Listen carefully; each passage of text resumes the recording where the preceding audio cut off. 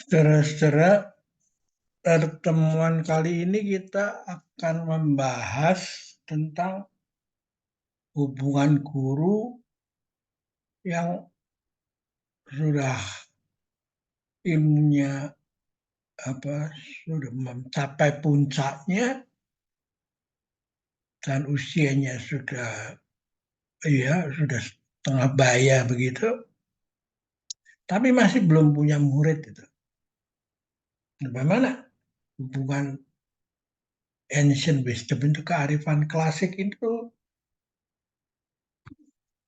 merespon kasus yang begini, memberi advice pada kita. Gitu. Nah, ini jadi seorang guru dalam cerita kembalinya pendekar Raja Wali Sakti. Ini ada seorang guru yang namanya Hakim Roda Emas, ya, dari Mongol. Ilmunya udah tinggi sekali, tapi dia belum punya murid karena nggak ada yang cocok, ya. Setengah jalan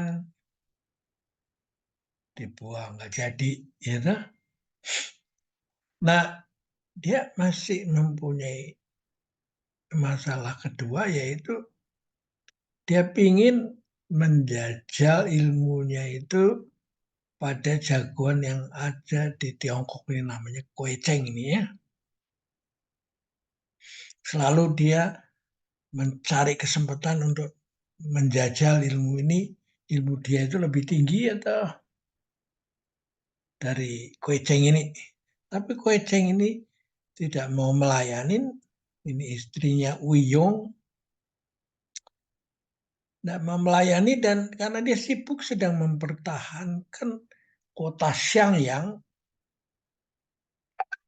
yang akan diserbu oleh Mongol itu, ya. Nah, Kue Cheng ini mempunyai anak bungsu namanya Kue Xiang, ya.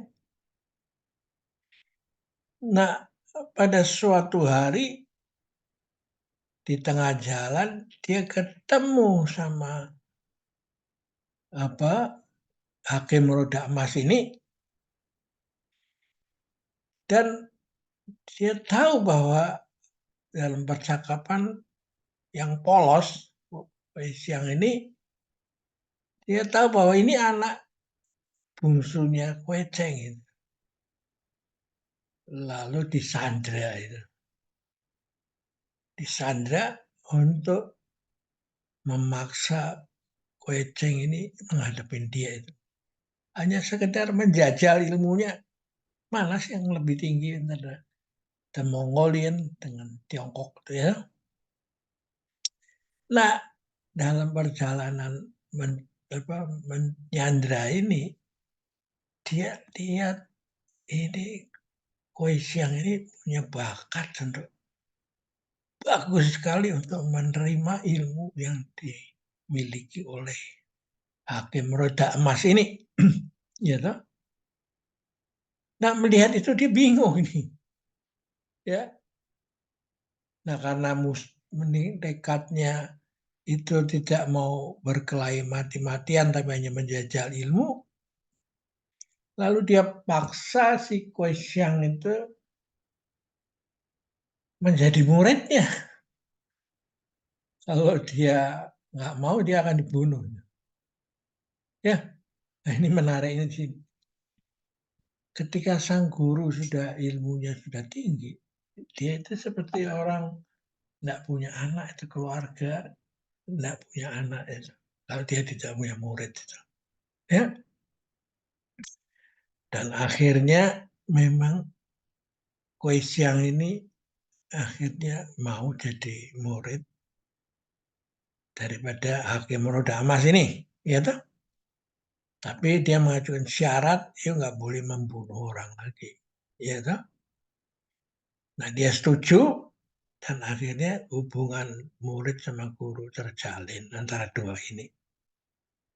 Nah, celakanya si Raja Mongol ini menunggangi si hakim roda emas ini dan menyandra Kue Siang ini di atas panggung yang di bawahnya ada tumpuan kayu yang siap dibakar itu.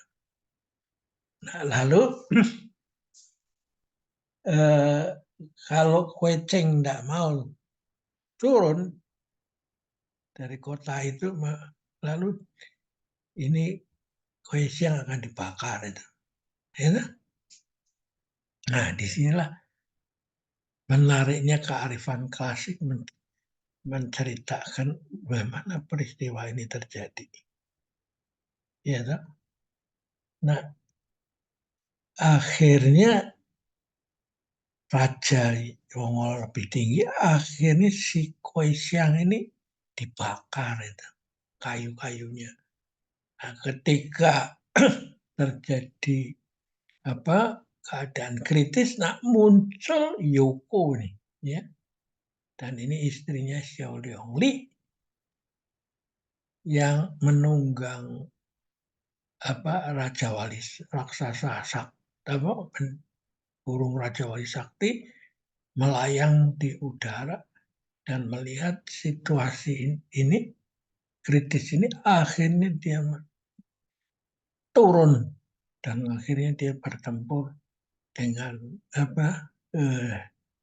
Hakim Roda Emas ini untuk menyelamatkan si Kue Siang ini. Nah, ketika si Kue Siang ini dalam keadaan kritis, itu apinya runtuh dan dia mau kebakar itu. Tapi diselamatkan oleh Hakim Roda Emas ini. Ya. Nah, akhirnya terjadilah dilanjutkan dengan pertempuran antara dua ini, ya, saling adu kuat. Nah, yang menarik adalah di sini pada satu saat si Kim Lunatong ini kepukul sama Yoko dan dalam keadaan kritis dia dipeluk oleh si Kue Siang ini. Dan ini ada waktu itulah terjadi pembicaraan yang menarik itu. Nah, Kue Siang ini dalam keadaan bisa mati sama-sama si terbakar sama si Hakim Roda Emas itu. Lalu si siapa? Si Kim Lun Watong ini, si Hakim Roda Emas ini minta sekali lagi Kue Siang itu, cobalah kamu panggil saya guru, dan lalu kamu akan saya selamatkan dari kobaran api. Dan si Kue Siang ini lalu memanggil nama guru, ya. Dan akhirnya dalam keadaan kritis itu badannya disundul oleh Hakim Roda Emas ini dan ditampanin oleh Yoko ini di udara itu.